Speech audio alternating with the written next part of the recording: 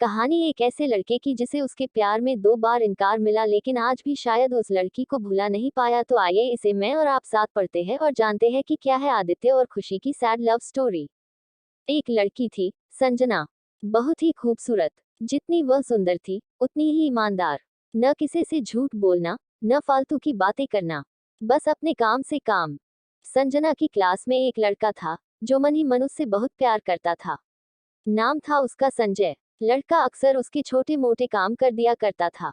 बदले में जब लड़की मुस्कुराकर थैंक यू कहती तो लड़के की खुशी की सीमा नहीं रहती। एक बार की बात है, संजय और संजना साथ साथ घर जा रहे थे। तभी जोरदार बारिश होने लगी। दोनों ने एक पेड़ के नीचे शरण ली।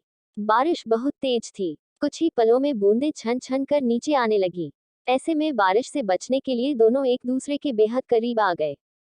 संजना को इतने करीब पाकर संजय अपने जज्बातों पर काबू न रख सका। उसके संजना को प्रपोज कर दिया।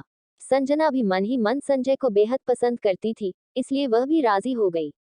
और इस तरह दोनों का प्यार परवान चढ़ने लगा।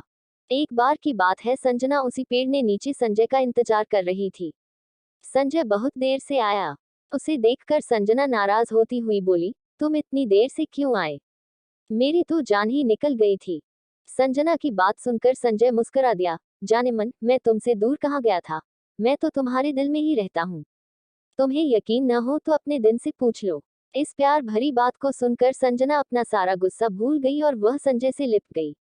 एक दिन दोनों लोग उसी पेड़ के नीचे बैठे बातें कर रहे थे।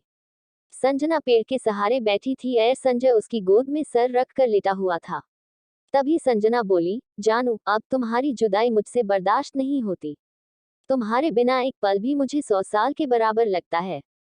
तुम मुझसे शादी कर लो, नहीं तो मैं मर जाऊंगी। संजय ने झट से लड़की के मुंह पर अपना हाथ रख दिया और बोला, मेरी जान, ऐसी बातें मत किया करो। अगर तुम्हें कुछ हो गया तो मैं कैसे जिंदा रहूंगा? संजना कुछ नहीं बोली। वह उम्मीद भरी नजरों से संजय की ओर देखती रही। संजय ने अपनी बात आगे बढ़ाई, तुम चिंता मत करो जान, मैं जल्दी ही अपने घर वालों से बात करूंगा। धीरे धीरे काफी समय बीत गया। एक दिन की बात है, दोनों लोग उसी पेड़ के नीचे बैठे हुए थे। उस वक्त संजय का चेहरा उतरा हुआ था। संजना के पूछने पर वह रुआंसा होकर बोला, जान, मैंने अपने घर वालों को बहुत समझाया, पर वे हमारी शादी के लिए तैयार ही नहीं। उन्होंने मेरी शादी कहीं और तक कर दी है। ये सुनकर संजना का कलेजा फट पड़ा। उसका मन हुआ कि वह जोर जोर से रोए, लेकिन उसने अपने जज्बात पर काबू पा लिया और बोली, जानू, मैं तुमसे सच्चा प्यार किया है। मैं तुम्हें कभी भुला नहीं सकती। प्लीज मुझे माफ कर देना। संजय धीरे से बोला, वैसे अगर तुम चाहो तो हम लोग हमेशा अच्छे दोस्त रह सकते हैं। संजना ये सुनकर जार जार रोने लगी। संजय ने उसे बहुत समझाया, पर संजना चाहकर भी अपने आप पर काबू नहीं कर पाए और वह रोते हुए अपने घर को चली गई। देखते ही देखते संजय की शादी का दिन आ गया। उसे यकीन था कि उसकी शादी में संजना जरूर आएगी, पर ऐसा नहीं हुआ। हाँ, उसका भेजा हुआ एक गिफ्ट पैक उसे जरूर मिला। संजय ने कांपते हाथों से उसे खोला। उस गिफ्ट को देखते ही संजय बेहोश हो गया।